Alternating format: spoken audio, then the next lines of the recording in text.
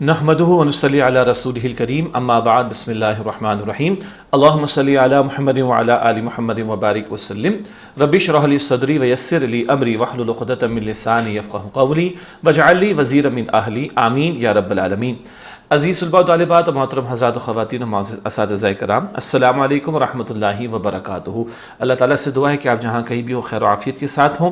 انشاءاللہ آج ہم سورۃ الواقعہ کا مطالعہ شروع کریں گے اور اس کی پہلی 26 آیات کا مطالعہ کریں گے انشاءاللہ، اور کتاب کے صفحات ہیں صفحہ نمبر 137 اور 138۔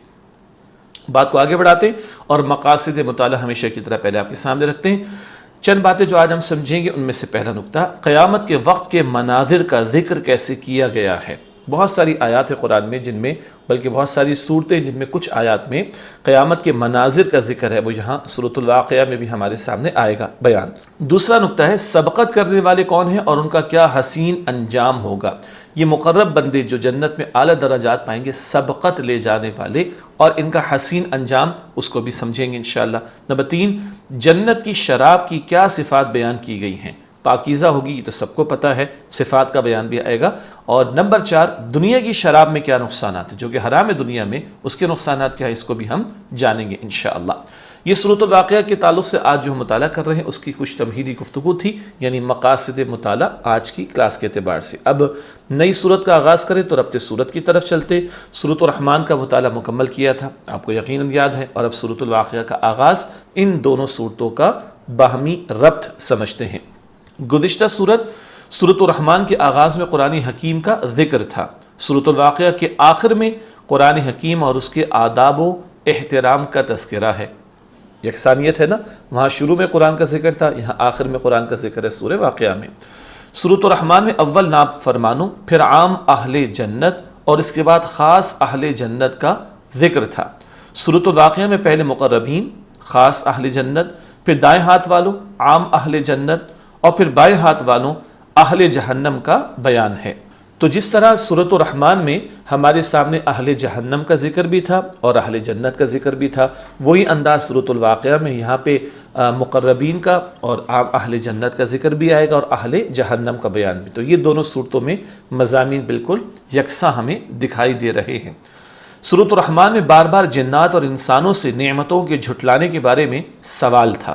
سورۃ الواقعہ میں تصدیق کرنے والے دو گروہوں، مقربین دائیں ہاتھ والوں اور جھٹلانے والے گروہ بائیں ہاتھ والوں کا ذکر کیا گیا ہے۔ وہاں سوال تھا کن کن نعمتوں کو جھٹلاؤ گے، یہاں تصدیق کرنے والے صاحب ایمان جنت پانے والوں کا بیان بھی، اور جھٹلانے والے گروہ بائیں ہاتھ والوں کا ذکر بھی آیا ہے سورہ واقعہ میں۔ یہ تو ہوا ربط سورت کے حوالے سے دونوں صورتوں کے مضامین کا باہمی تعلق۔ اب آئیے سورۃ الواقعہ کا شان نزول اور تعارف، اس کی طرف چلتے ہیں۔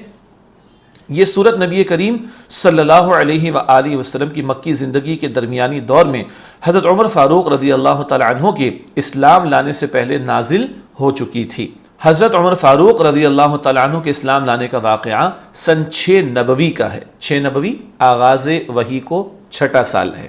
اس دور میں، اس سال میں حضرت عمر فاروق رضی اللہ تعالیٰ عنہ ایمان لائے، اس سے پہلے سورت نازل ہو چکی تھی۔ جب آپ رضی اللہ تعالیٰ عنہ کو معلوم ہوا کہ آپ رضی اللہ تعالیٰ عنہ کے بہنوئی اور بہن ایمان لا چکے ہیں، تو آپ رضی اللہ تعالیٰ عنہ نے دونوں پر تشدد کیا، جس سے آپ رضی اللہ تعالیٰ عنہ کی بہن کا سر پھٹ گیا اور خون بہنے لگا۔ ابھی ایمان لانے سے پہلے کا واقعہ ہے، مگر بہن نے ان کے تشدد کے باوجود صبر کیا اور اللہ سبحانہ و تعالیٰ اور اس کے پیارے رسول صلی اللہ علیہ وآلہ وصحبہ وسلم پر ایمان لانے کا برملا اعلان کیا، اور حضرت عمر فاروق رضی اللہ تعالیٰ عنہ کی تمام تر سختی کے باوجود اس پر استقامت اختیار کی۔ یہ واقعہ چل رہا ہے سیدنا عمر فاروق رضی اللہ تعالیٰ عنہ کے اسلام لانے کے تعلق سے۔ اس سے آپ رضی اللہ تعالیٰ عنہ کا دل بہت متاثر ہوا۔ آپ رضی اللہ تعالیٰ عنہ نے فرمایا مجھے وہ کتاب دکھاؤ جو تم پڑھ رہے تھے۔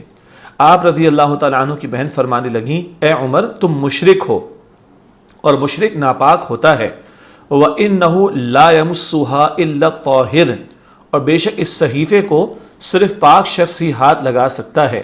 یہی مفہوم اسی صورت کی آیت نمبر 79 میں لا یمسہ الا المطہرون کے الفاظ کے ساتھ بیان کیا گیا ہے کہ اسے پاکیزہ لوگ ہی چھو سکتے ہیں۔ اس سے پتہ چلتا ہے کہ اس وقت یہ صورت حضرت عمر فاروق رضی اللہ تعالی عنہ کے ایمان لانے سے پہلے نازل ہو چکی تھی۔ اب یہ واقعہ اپنی جگہ بڑا قیمتی ہے. بہن نے استقامت دکھائی، ان کا نام فاطمہ تھا، اور حضرت عمر رضی اللہ تعالیٰ نے جو تشدد کیا اس کو جھیلا برداشت کیا. ان کی استقامت کو دیکھ کر پھر حضرت عمر رضی اللہ تعالیٰ عنہ کا دل بھی نرم پڑ گیا تھا. یہ واقعہ تفصیل سے پڑھنے والا ہے، جس کے بعد سیدنا عمر رضی اللہ تعالیٰ عنہ ایمان لے آئے تھے. البتہ اس وقت یہ واقعے کو ذکر ہوا مختصراً کہ سورۃ الواقعہ مکی دور کے پہلے سالوں میں نازل ہوئی تھی. حضرت عمر رضی اللہ تعالیٰ عنہ کے ایمان لانے سے پہلے کی یہ بات ہے. اب سورت کے تعارف کے تعلق سے بات آ رہی ہے. الواقعہ قیامت کے ناموں میں سے ایک نام ہے. اس کے معنی واقع ہونے والی ہے، یعنی وہ قیامت جو واقع ہو کر رہے گی. الواقعہ واقع ہونے والی اس کا مفہوم ہے. آغاز میں بتایا گیا کہ قیامت کے روز انسانوں کو 3 گروہوں میں تقسیم کر دیا جائے گا. ایک گروہ کامیاب ہونے والوں کا ہوگا، جن کو ان کا نام اعمال دائیں ہاتھ میں دیا جائے گا. اللہ تعالی ہمیں ان میں شامل رکھے. دوسرا گروہ ناکام ہونے والوں کا ہوگا، جن کا نام اعمال ان کے بائیں ہاتھ میں دیا جائے گا. اللہ ہمیں محفوظ رکھے. اور تیسرا گروہ مقربین یعنی شاندار کامیابی حاصل کرنے والے خوش نصیبوں کا ہوگا، جو نیکیوں میں ایک دوسرے سے آگے نکلنے والے تھے. اللہ تعالی ہمیں اور محنت کر کے ان مقربین میں شامل ہونے کی توفیق عطا فرمائے. تو یہ 3 گروہوں کا ذکر سورہ رحمان میں بھی تھا، یہ 3 گروہوں کا ذکر سورہ واقعہ میں بھی آئے گا. پھر مقربین اور دائیں ہاتھ والوں کی جنتوں اور ان کی شاندار نعمتوں کا ذکر ہے. پھر بائیں ہاتھ والوں یعنی اہل جہنم پر عذاب کی ہولناک سزاؤں کا بیان ہے. درمیان میں اللہ سبحانہ وتعالی کی بے شمار قدرتوں کی نشانیوں میں سے انسان، نباتات، پانی اور آگ کا ذکر کیا گیا ہے. آخر میں انسان کی موت کا نقشہ کھینچا گیا ہے اور تینوں گروہوں کا انجام بیان کیا گیا ہے. تو یہ موضوعات جو سورہ رحمان میں بھی تھے وہ سورہ واقعہ میں بھی ہمارے سامنے آئیں گے. یہ تعارف بھی ہمارے سامنے آ رہا ہے. اس سورت کو باقاعدگی سے پڑھنے والا رزق کی تنگی اور قلت میں مبتلا نہیں ہوتا. جیسا کہ حدیث شریف میں ہے کہ جب حضرت عبداللہ بن مسعود رضی اللہ تعالی عنہ بیمار ہو گئے تو حضرت عثمان بن عفان رضی اللہ تعالی عنہ ان کی عیادت کے لیے گئے. حضرت عثمان غنی رضی اللہ تعالی عنہ نے پوچھا آپ کو کس چیز سے تکلیف ہے؟ فرمایا اپنے گناہوں سے. پوچھا آپ کیا چاہتے ہیں؟ فرمایا اپنے رب کی رحمت کو. پوچھا ہم آپ کے لیے طبیب کو بلائیں یعنی ڈاکٹر؟ فرمایا طبیب ہی نے مجھے بیماری میں مبتلا کیا ہے. پوچھا میں آپ کو کچھ وظیفہ دینے کا حکم دوں؟ فرمایا آپ اس سے پہلے مجھے منع کر چکے ہیں، اب مجھے اس کی حاجت نہیں ہے. کہا پھر آپ اپنے اہل و عیال کے لیے کچھ پیش کرنے دیں، مدد کروں میں آپ کی. فرمایا میں نے ان کو ایسی چیز سکھا دی ہے جب وہ اس کو پڑھ لیں گے تو پھر وہ کبھی کسی کے محتاج نہیں ہوں گے. میں نے رسول اللہ صلی اللہ علیہ وآلہ وسلم کو یہ فرماتے سنا ہے کہ جس نے ہر رات سورۃ الواقعہ پڑھی وہ کسی چیز کا محتاج نہیں ہوگا. یہ بہقی شریف میں روایت ہے. اللہ کے رسول علیہ السلام کے فرمان کے مطابق ہمیں بھی اپنے معمولات میں اس کو شامل کرنا چاہیے. اللہ توفیق عطا فرمائے. اب اس ساری تمہید و تعارف کے بعد سورۃ الواقعہ کے حوالے سے آگے بڑھتے ہیں اور جن آیات کا آج ہم مطالعہ کریں ان کا ترجمہ آپ کے سامنے پہلے رکھتے ہیں. سورہ واقعہ کی پہلی 8 آیات اس وقت آپ کے ہمارے سامنے اسکرین پر ہیں. اعوذ باللہ من الشیطان الرجیم، میں اللہ کی پناہ میں آتا ہوں شیطان مردود سے. بسم اللہ الرحمن الرحیم، اللہ کے نام سے شروع جو بڑا مہربان نہایت رحم فرمانے والا ہے. اذا وقعت الواقعہ، جب واقع ہونے والی قیامت واقع ہوگی. لیس لوقعتها کاذبہ، اس کے واقع ہونے میں کوئی جھوٹ نہیں. خافضۃ الرافعہ، کسی کو پست کرنے والی کسی کو بلند کرنے والی ہوگی. اذا رجت الارض رجا، جب زمین ایک سخت زلزلے سے ہلا دی جائے گی. وبست الجبال بسا، اور پہاڑ بالکل ریزہ ریزہ کر دیے جائیں گے. فکانت ہباء منبثا، پھر وہ بکھرا ہوا غبار بن کر رہ جائیں گے. وکنتم ازواجا ثلاثا، اور تم لوگ 3 گروہوں میں تقسیم ہو جاؤ گے. فاصحاب المیمنۃ، تو دائیں ہاتھ والے.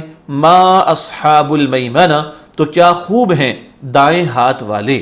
اگلی آیات سورہ واقعہ کی آیات 9 تا 17. وَأَصْحَابُ الْمَشْأَمَةِ، اور بائیں ہاتھ والے. مَا أَصْحَابُ الْمَشْأَمَةِ، تو کیا برے ہیں بائیں ہاتھ والے. وَالسَّابِقُونَ السَّابِقُونَ، اور جو سبقت لے جانے والے ہیں وہ تو ہیں ہی سبقت لے جانے والے. أُولَئِكَ الْمُقَرَّبُونَ، وہی اللہ کے مقرب ہیں. فِي جَنَّاتِ النَّعِيمِ، نعمتوں والے باغات میں ہوں گے.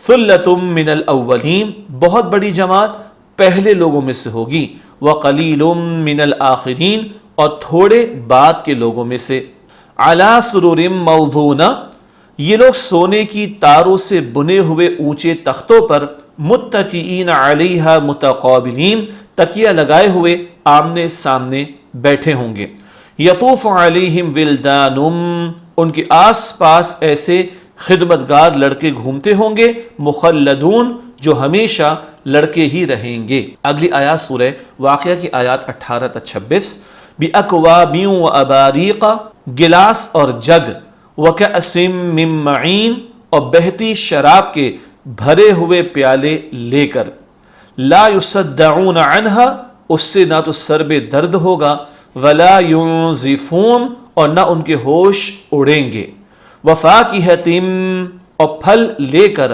مما یتخیرون جو وہ پسند کریں گے، ولحم طیر اور پرندوں کا گوشت لے کر، مما یشتہون جو ان کا دل چاہے، وحور عین اور بڑی بڑی آنکھوں والی حوریں ہوں گی، کامثال اللؤلؤ المکنون ایسے جیسے چھپا کر رکھے گئے موتی ہوں، جزاء بما كانوا يعملون یہ بدلہ ہوگا ان نیک اعمال کا جو وہ کیا کرتے تھے، لا يسمعون فیہا وہ اس میں نہیں سنیں گے، لغوا ولا تأثیما کوئی بیکار بات اور نہ کوئی گناہ کی بات، الا قیلا مگر ایک بات ہوگی، سلاما سلاما سلامتی ہی سلامتی کی۔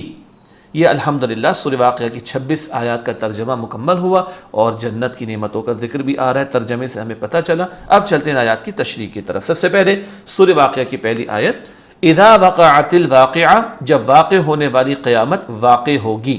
سورت کے آغاز میں مذکور ایک حقیقت کا بیان، قیامت کے آنے کا بیان کیا گیا ہے اور اس کے لیے لفظ الواقعہ استعمال کیا گیا ہے جس کی معنی ہے واقع ہونے والی۔ یہ قیامت کا ایک نام الواقعہ، جیسے القارعہ آخری پارے میں ہے۔ علمی بات، قیامت کے واقع ہونے کا ذکر متعدد جگہوں پر کیا گیا ہے، مثلا سورۃ المعارج کی آیت نمبر 1 میں آتا ہے کہ ایک سوال کرنے والے نے اس عذاب کا سوال کیا جو واقع ہونے والا ہے۔ اسی طرح سورۃ الحاقہ آیت نمبر 15 میں بھی یہ حقیقت بیان کی گئی ہے، اس دن واقع ہونے والی واقع ہو کر رہے گی۔ سورہ معارج بھی اور سورہ حاقہ یہ انشاءاللہ آئندہ ہم پڑھیں گے، یہ 29 پارے کی مکی صورتیں ہیں جس کا ذکر انشاءاللہ اس تیسرے حصے میں بعد میں کریں گے۔ آیت نمبر 2، لیس لوقعتها کاذبہ اس کے واقع ہونے میں کوئی جھوٹ نہیں، قیامت کے واقع ہونے کی حقیقت کا بیان۔ فرمایا گیا کہ کوئی قیامت کے واقع ہونے کو جھٹلانے والا نہیں ہوگا، اس سے مراد یہ ہے کہ وہ ایک ایسی اٹل حقیقت ہے کہ جس سے انکار اور فرار ممکن نہیں، اور نہ ہی اس کے واقع ہونے کو کوئی روک سکتا ہے۔ اس بات کی وضاحت سورۃ الشورى آیت نمبر 47 میں آتی ہے کہ اپنے رب کا حکم مان لو اس سے پہلے کہ وہ دن آ جائے جو اللہ کی طرف سے ٹلنے والا نہیں، اس دن تمہارے لیے کوئی جائے پناہ نہیں ہوگی اور نہ تم انکار کر سکو گے۔ یہ ہے قیامت کے واقع ہونے کا ذکر جو کئی انداز سے مختلف مقامات پر قرآن حکیم میں آیا ہے۔ کوئی اس کو جھٹلا نہیں سکتا، یا یوں کہیں کوئی اس کو ٹال نہیں سکتا، کوئی اس سے فرار اختیار نہیں کر سکتا، اس بات کا اشارہ ہو گیا۔ آیت نمبر 3، خافضۃ الرافعہ کسی کو پست کرنے والی کسی کو بلند کرنے والی ہوگی۔ قیامت کی مزید صفات کا بیان ہے۔ قیامت خافضہ کسی کو نیچا کرنے والی اور رافعہ کسی کو بلند کرنے والی ہوگی۔ قیامت کی صفت خافضہ کا اطلاق ان لوگوں پر ہوگا جو کفار، مشرکین اور اللہ سبحانہ وتعالیٰ کے نافرمان ہیں، ان کے لیے قیامت ذلت و رسوائی بن کر آئے گی۔ نیز قیامت کی صفت رافعہ کا اطلاق انبیاء کرام علیہم السلام، مؤمنین اور اللہ سبحانہ وتعالیٰ کے فرمانبردار بندوں پر ہوگا، جن کے لیے قیامت عزت، شرف اور بلندی کا ذریعہ بن جائے گی۔ کچھ کامیاب ہوں گے، کچھ ناکام ہوں گے، کوئی پستی میں ہوگا، کوئی عروج پائے گا۔ قیامت کے دن کی یہ صفت بیان ہوئی ہے۔ پست کرنے والی اور بلند کرنے والی سے مراد، اس سے مراد ذلت اور عزت ہے، یعنی یہ قیامت اللہ سبحانہ وتعالیٰ کی اطاعت گزار بندوں کو بلند اور نافرمانوں کو پست کرے گی، چاہے دنیا میں معاملہ اس کے برعکس ہو، دنیا میں بڑے بڑے نافرمان وہ حکمراں بھی بن جاتے ہیں، فرعون جیسے شخص کو دیکھ لیجئے۔ یہ دنیا امتحان کا مقام ہے، آخرت بدلے کا مقام ہے، تو وہاں کامیاب کون ہوگا؟ ایمان لانے والے، نیک اعمال کرنے والے، ان کو قیامت بلند کرے گی۔ ظالم، مشرک، کافر، نافرمان، سرکش، بے گناہ میں مبتلا لوگ، ان کو قیامت پست کر دے گی۔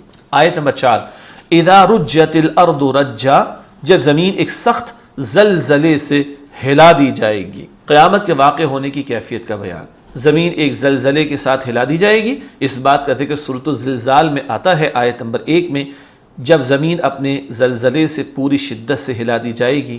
اذا زلزلت الارض زلزالہا، آج زلزلہ آتا ہے تو ایک تو زمین کیسی ہلتی ہے، کس قدر تباہی، پوری زمین پر جب زلزلہ آئے گا تو اس وقت عالم کیا ہوگا۔ اللہ ہولناکیوں سے ہم سب کی حفاظت فرمائے۔ علمی بات، زمین کی دیگر کیفیات کا ذکر بھی قرآن حکیم میں آتا ہے، مثلا یہ کہ ہرگز نہیں جب زمین کوٹ کوٹ کر برابر کر دی جائے گی، بالکل چٹھیل میدان، سورہ فجر آیت نمبر 21 میں ذکر آتا ہے، اور ہم پڑھ چکے ہیں حصہ 2 میں، پارٹ 2 میں۔ اور زمین اپنے سارے بوجھ، خزانے اور جو کچھ اس کے اندر ہے باہر نکال دے گی، زمین اپنے خزانے اور جو کچھ اس کے اندر ہے اسے اگل دے گی۔ یہ سورہ زلزال کی آیت نمبر 2 میں ہم پڑھ چکے ہیں الحمدللہ، حصہ 2 میں۔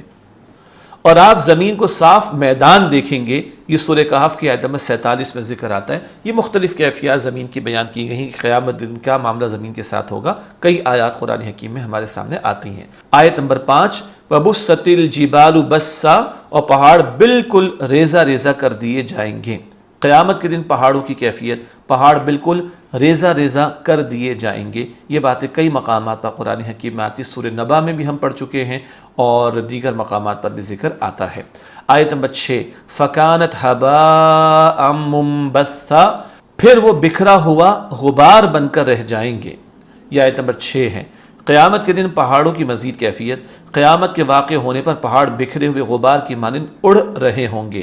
اس بات کا ذکر قرآن حکیم کے دیگر مقامات کی طرح سورۃ القارعہ آیت نمبر 5 میں بھی آتا ہے، اور پہاڑ دھنکی ہوئی رنگین اون کی طرح ہو جائیں گے، کالعہن المنفوش، یہ الفاظ ہمیں یاد بھی ہوں گے۔ تو یہ ایک پہاڑوں کی کیفیات کا بیان۔ عملی پہلو، ہر چیز میں تاثیر اللہ سبحانہ و تعالیٰ کی طرف سے ہے۔ اللہ سبحانہ و تعالیٰ جب چاہے اس کی تاثیر اور کیفیت کو بدل دے۔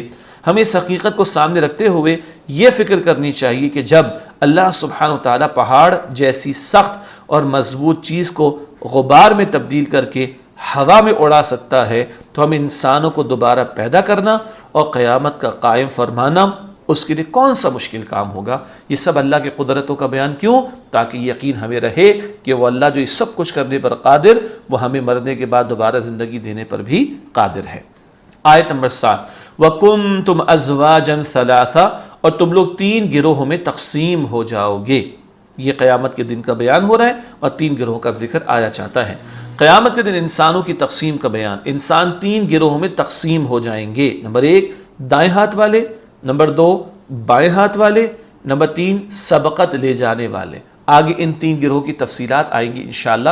یہ 3 گروہ، دائیں ہاتھ والے عام اہل جنت، بائیں ہاتھ والے یہ جہنم والے، اور سبقت لے جانے والے مقربین ہیں، بلند درجات پانے والے۔ آیت نمبر 8، فَأَصْحَابُ الْمَيْمَنَةِ مَا أَصْحَابُ الْمَيْمَنَةِ، تو دائیں ہاتھ والے تو کیا خوب ہیں دائیں ہاتھ والے۔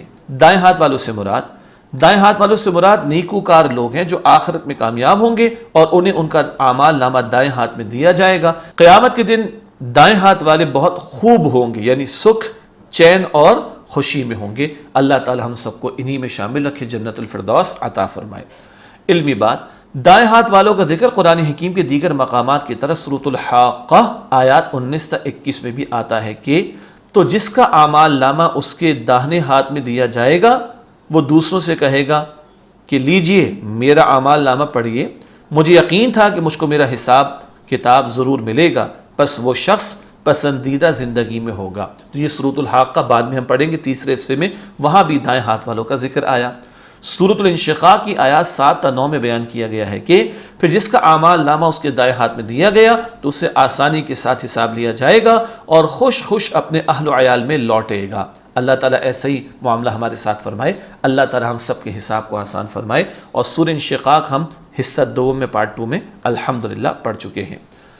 آیت نمبر 9، وَأَصْحَابُ الْمَشْأَمَةِ مَا أَصْحَابُ الْمَشْأَمَةِ، اور بائیں ہاتھ والے تو کیا برے ہیں بائیں ہاتھ والے۔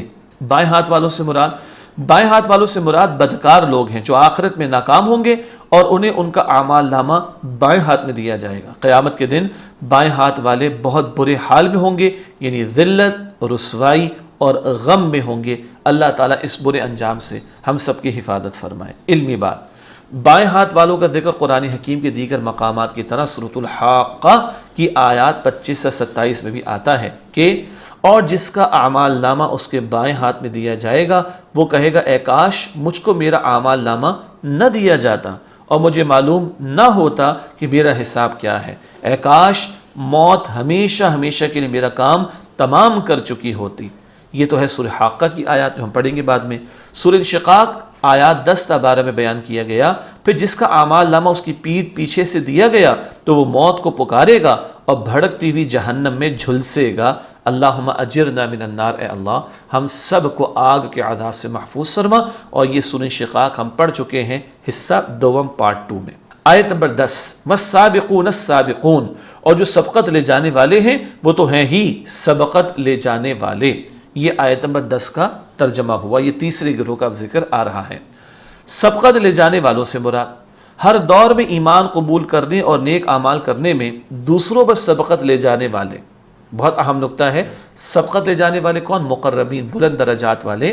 ہر دور میں ایمان قبول کرنے اور نیک اعمال کرنے میں دوسروں پر سبقت لے جانے والے۔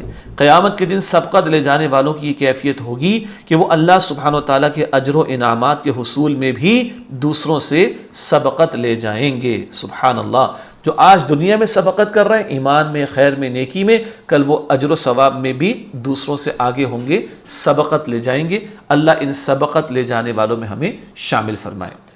فرمان نبوی صلی اللہ علیہ وآلہ وسلم، ایک مرتبہ رسول اللہ صلی اللہ علیہ وآلہ وسلم نے لوگوں سے پوچھا، جانتے ہو قیامت کے روز کون لوگ سب سے پہلے پہنچ کر اللہ سبحانہ وتعالیٰ کے عرش کے سائے میں جگہ پائیں گے؟ لوگوں نے عرض کیا، اللہ اور اس کا رسول صلی اللہ علیہ وسلم بہتر جانتے ہیں۔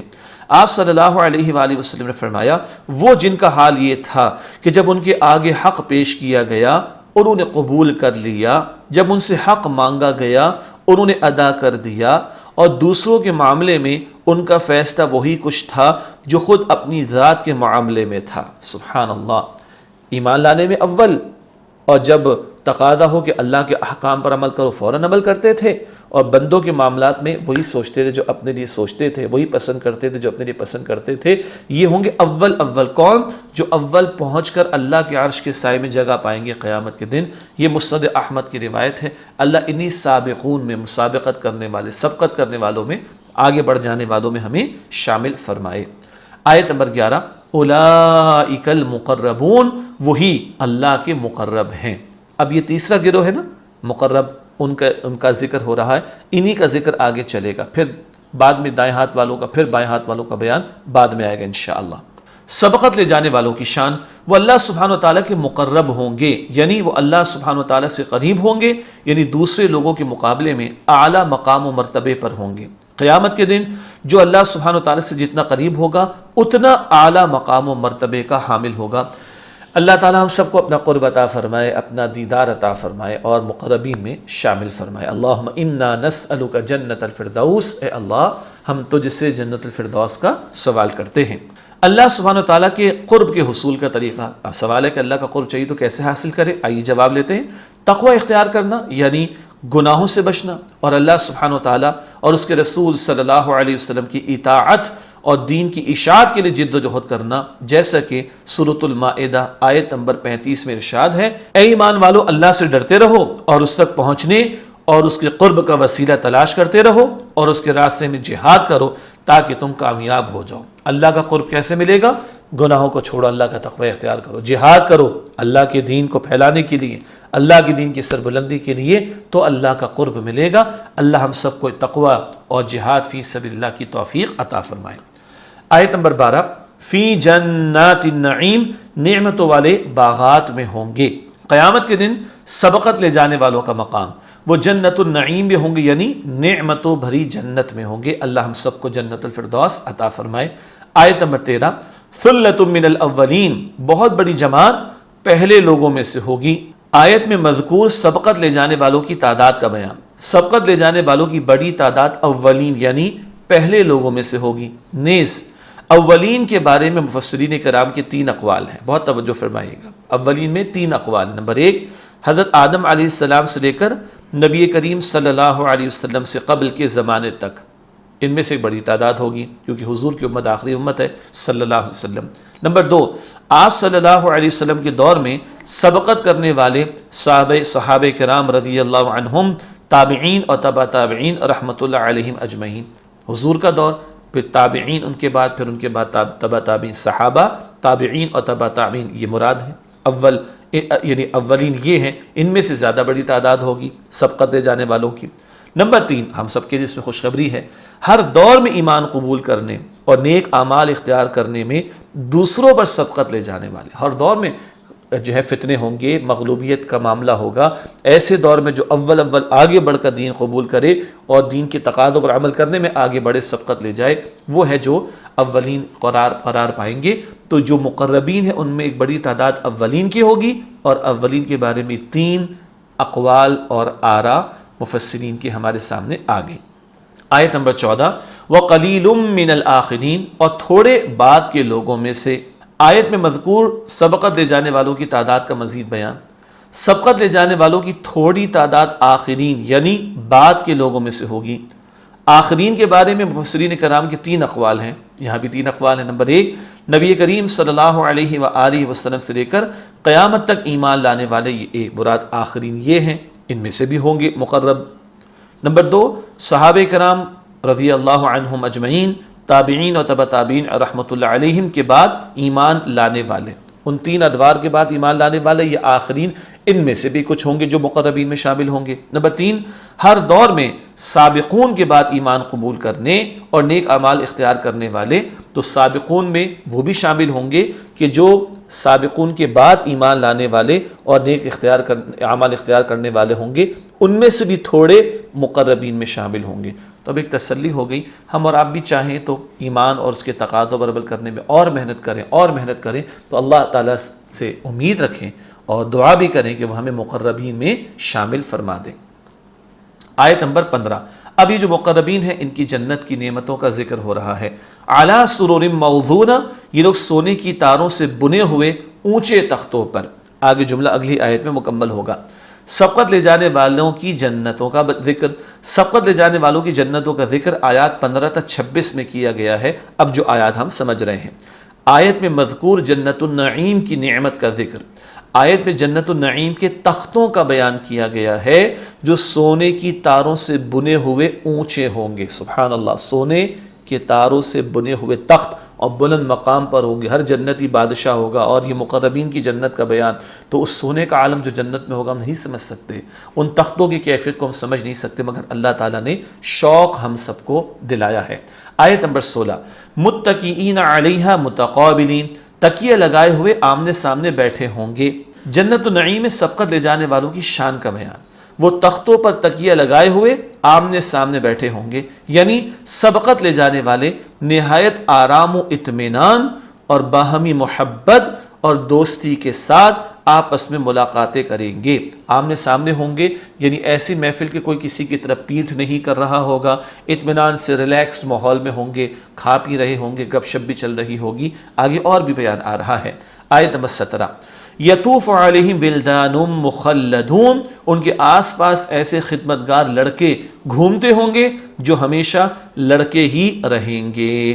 یہ آیت نمبر 17 کا ترجمہ.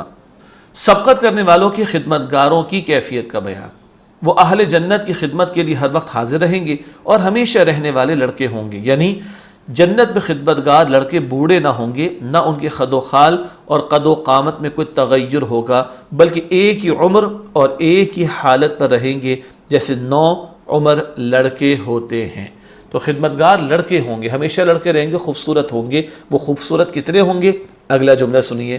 سورۃ الطور آیت نمبر 24 میں ہے کہ وہ ایسے خوبصورت ہوں گے جیسے چھپا کر رکھے ہوئے موتی ہوں. سورۃ طور کا مطالعہ ہم کر چکے ہیں الحمدللہ. اور سورۃ الدہر آیت نمبر 19 میں بھی بیان کیا گیا ہے کہ تم انہیں بکھرے ہوئے موتی خیال کرو گے، خوبصورت موتی. سبحان اللہ، اتنے خوبصورت یہ خدمتگار لڑکے ہوں گے۔ سورہ دہر ہم کچھ عرصے میں پڑھیں گے اسی تیسرے پارٹ میں انشاءاللہ تعالی۔ جب خدمتگار لڑکے اتنے خوبصورت ہوں گے تو جنت والوں کی خوبصورتی کا عالم کیا ہوگا، اندازہ نہیں کر سکتے۔ مانگے اللہ سے، اے اللہ ہم سب کو جنت الفردوس عطا فرما۔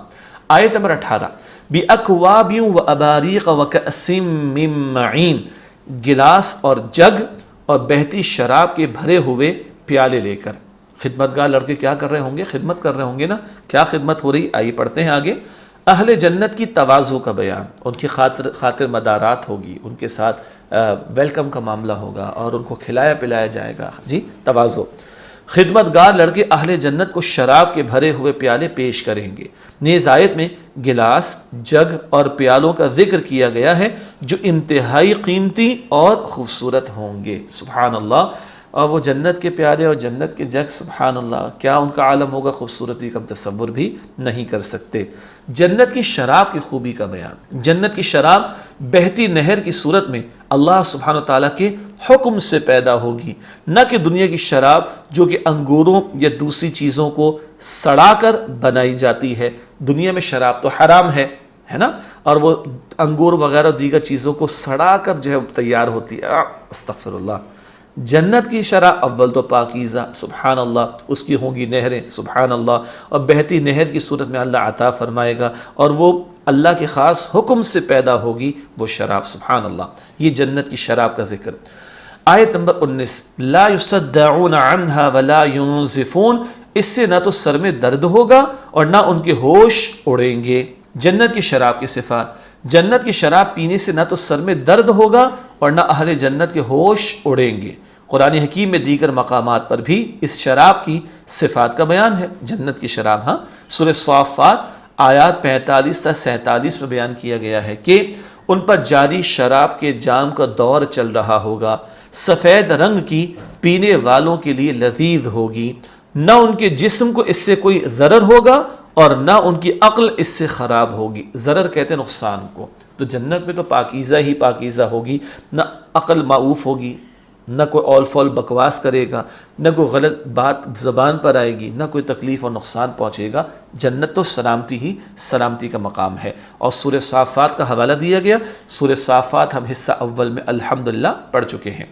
دنیا کی شراب میں موجود نقصانات، دنیا کی شراب شدید بدمزہ اور بدبودار ہوتی ہے، پینے سے سر میں درد اور الٹیاں آتی ہیں، عقل میں فطور آ جاتا ہے، انسان پاگل تک بھی ہو جاتا ہے، بہکی بہکی باتیں بھی کرتا ہے، اور شراب پینے والا ناشائستہ اور نازیبا باتیں کرتا ہے، اور بعض دفعہ ناشائستہ حرکات اور گناہ کے کام بھی کر بیٹھتا ہے، گندے کام، بے حیائی، فحاشی تک کے کاموں میں مبتلا ہو جاتا ہے۔ یہ دنیا کی شراب کے نقصانات ہیں، ساری دنیا کو پتہ ہے، اسی لیے اس کو ام الخبائث بھی کہا گیا ہے۔ تمام برائیوں کی جڑ اور بنیاد کیا ہے؟ وہ شراب۔ ہمارے دین نے اس کو حرام قرار دیا۔ آیت نمبر 20، وَفَاكِهَةٍ مِّمَّا يَتَخَيَّرُونَ، اور پھل لے کر جو وہ پسند کریں گے۔ اہل جنت کی خاطر تواضع کا مزید بیان، خدمتگار لڑکے اہل جنت کو وہ پھل پیش کریں گے جو اہل جنت چاہیں گے۔ اس بات کا ذکر سورۃ الزخرف کی آیت نمبر 73 میں بھی آتا ہے کہ تمہارے لیے وہاں بہت سے پھل ہیں،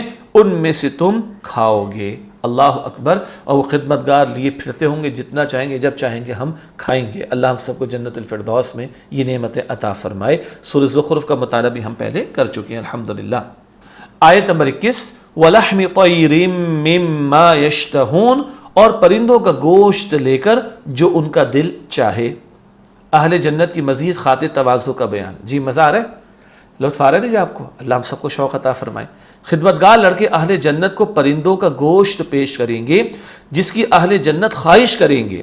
اس بات کا ذکر سورۃ الطور کی آیت نمبر 22 میں بھی آتا ہے کہ اور جس طرح کے میوے اور گوشت کو ان کا جی چاہے گا ہم ان کو عطا کریں گے۔ سورۃ طور میں ذکر آ چکا ہے اور سورۃ طور کا مطالعہ بھی ہم پہلے کر چکے ہیں الحمدللہ۔ علمی بات، پرندوں کا گوشت لذت، غذائیت اور قوت تینوں اعتبار سے چوپایوں کے گوشت سے اعلیٰ اور عمدہ ہوتا ہے، لہذا بالخصوص پرندوں کے گوشت کا ذکر کیا گیا۔ اب بٹیر تو ویسے بھی بہت مہنگے ملتے ہیں، ہاں اتنے ہم نے سنا ہے نا جی۔ تو پرندوں کے گوشت میں لذت، نیوٹریشن، غذائیت اور قوت زیادہ ہوتی ہے چوپایوں کے بکرے وغیرہ کے گوشت کے مقابلے میں، تو خاص یہاں پر پرندوں کے گوشت کا بھی ذکر کیا گیا، اور احادیث میں تو یہاں تک آتا ہے پرندہ اڑتا ہوا نظر آ رہا ہے اور خواہش ہو رہی ہے، بس ادھر خواہش کی، ادھر وہ روسٹ ہو کر ہمارے سامنے ہوگا، سبحان اللہ، آرڈر پلیس بھی نہیں کرنا پڑے گا۔ جنت جنت ہے جس کا تصور بھی کرنا ممکن نہیں ہے۔ آیت نمبر 22، وحور عین، اور بڑی بڑی آنکھوں والی حوریں ہوں گی۔ یہ حوروں کا ذکر سورہ رحمان میں بھی آ چکا ہے، ٹھیک ہے۔ آیت میں مذکور جنت النعیم کی مزید نعمت کا ذکر، نعمت والی جنت میں کیا ہے؟ سبقت لے جانے والوں کے لیے جنت میں بڑی بڑی آنکھوں والی حوریں ہوں گی۔ یہ حوروں کا ذکر سورہ رحمان میں آ چکا ہے۔ آیت نمبر 23، کامثال اللؤلؤ المکنون، ایسی جیسے چھپا کر رکھے گئے موتی ہوں۔ حوروں کی خوبصورتی، حوروں کی خوبصورتی کو مثال دے کر واضح کیا گیا ہے کہ وہ موتی کی طرح خوبصورت ہوں گی، نیز قیمتی موتیوں کی طرح چھپا کر رکھی گئی ہوں گی۔ سبحان اللہ، دولت کو، پیسے روپے کو ہم چھپا کے رکھتے ہیں نا، قیمتی ہے جی، موتی اور زیادہ قیمتی تو چھپا کے رکھا جاتا ہے، یہ حوریں بھی چھپا کر رکھی گئی ہیں، قیمتی ہیں۔ دنیا میں بھی اللہ چاہتا ہے عورت پردے میں رہے، وہ قیمتی ہے۔ دنیا میں بھی اللہ چاہتا ہے عورت پردے میں رہے، قیمتی ہے، اور ہر قیمتی چیز کو چھپا کر رکھا جاتا ہے۔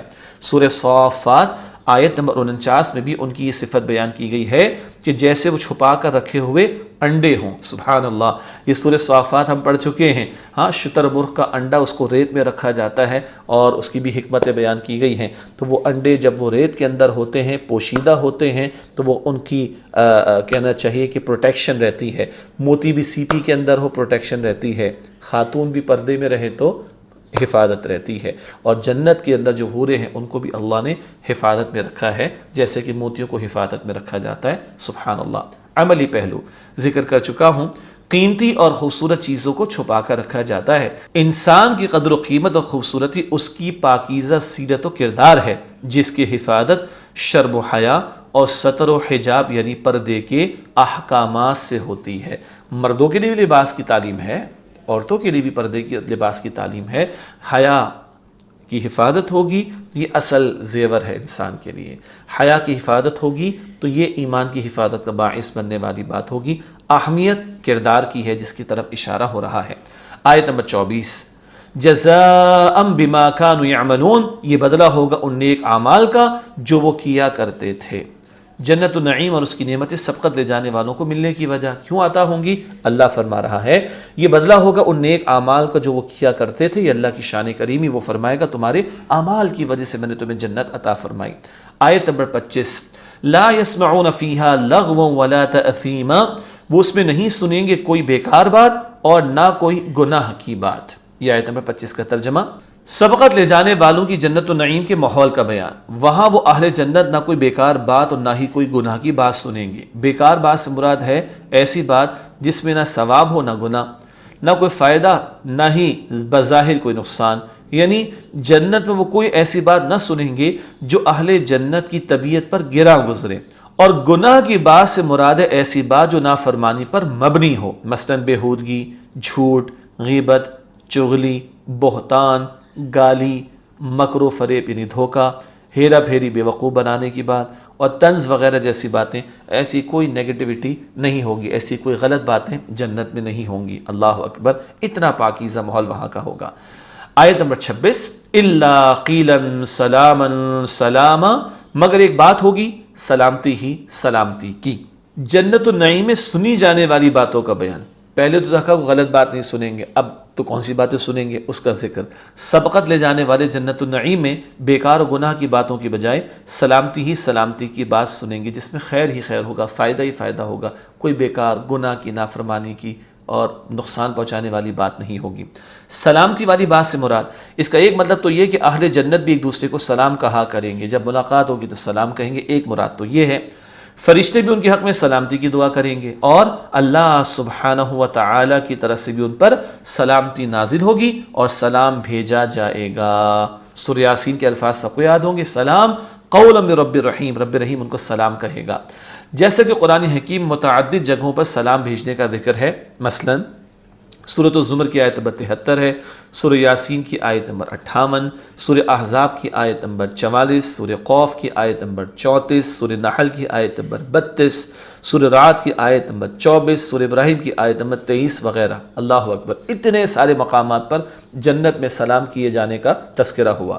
اور دوسرا مطلب یہ ہے کہ جنتی آپس میں جو بات بھی کریں گے وہ ایک دوسرے کی خیر خواہی اور سلامتی پر مشتمل ہوگی، کوئی گناہ کوئی نقصان کی بات قطعاً نہیں ہوگی، ہر بات خیر خواہی والی اور سلامتی والی ہوگی، اس لیے کہ جنت کو دار السلام بھی کہا گیا، وہ سلامتی کا گھر ہے۔ اللہ تعالیٰ مجھے اور آپ کو ہم سب کو جنت الفردوس عطا فرمائے۔ انشاءاللہ اگلی کلاس میں آپ سے ملاقات کرتے ہیں، تب تک کے لیے اجازت۔ وآخر دعوانا ان الحمد للہ رب العالمین۔ السلام علیکم ورحمۃ اللہ وبرکاتہ۔